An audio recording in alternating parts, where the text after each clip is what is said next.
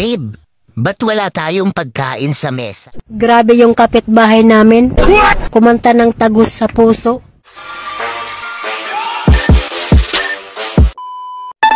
Habang naglalakad siya, biglang bumuhos ang napakalakas na ulan.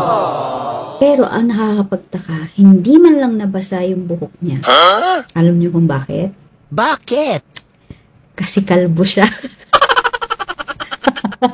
Kung ang baka ay nabubuhay sa damo at ang isda ay nabubuhay sa tubig, saan naman nabubuhay si tatay? Sa tatay!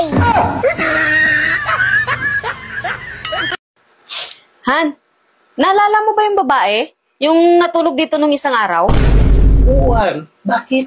Kapatid yun siya. Nang inutangan natin ng 5K na sobrang laki ng advance interest. Kapatid pala niya yun? Oo, at nagsumbong nga siya sa akin. At bakit mo daw siya pinakialaman nung natulog siya dito? Hindi ko naman kasi alam yun, Han. Tsaka bakit mo pinapatulog sa kwarto natin? Tsaka inok mo pa yung ilaw. Akala ko ikaw yun eh. Malaki ang friend ko eh. Malit lang ako. Paghipo mo pa lang, alam mo na kung ako o hindi. Parang napansin ko ngayon na parang malaki yung umbok eh. Paano kasi ang dilim? Akala ko kasi busog ka lang. Hindi ka man lang nagtaka kung ako ba yun o hindi. Sa totoo lang, Han, saka ko na napansin na hindi talaga ikaw yung kalagitnaan na. Oh, napansin mo pala. Bakit pinatuloy mo pa rin? Bakit hindi ka huminto? Sumagot ka. Bakit tinuloy-tuloy mo pa rin? At bakit hindi ka huminto? Huminto naman ako eh. Huminto ka pala.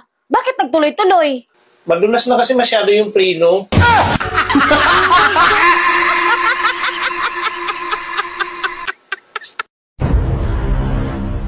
Anong saysay ng ganda mo? Kung kada gabi naman, walang nag-aalis ng panty mo.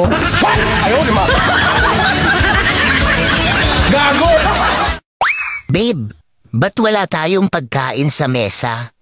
Di ba sabi mo noon, makita mo lang ako, busog ka na. Pre, sabi ng babae sa akin doon, I can smile without you. Ano ba ibig sabihin nun? Ibig sabihin nun, mukha kang pustiso.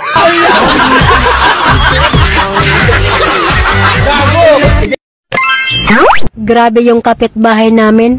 Kumanta ng tagus sa puso. Bakit? Ano ba yung kinanta niya? Wala kang jowa.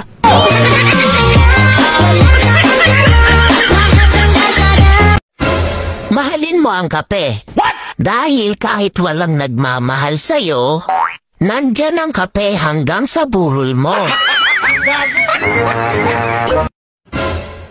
Pag ako ang naging jowa mo, hindi kita pagagastusin kahit 5 duling sa anniversary natin.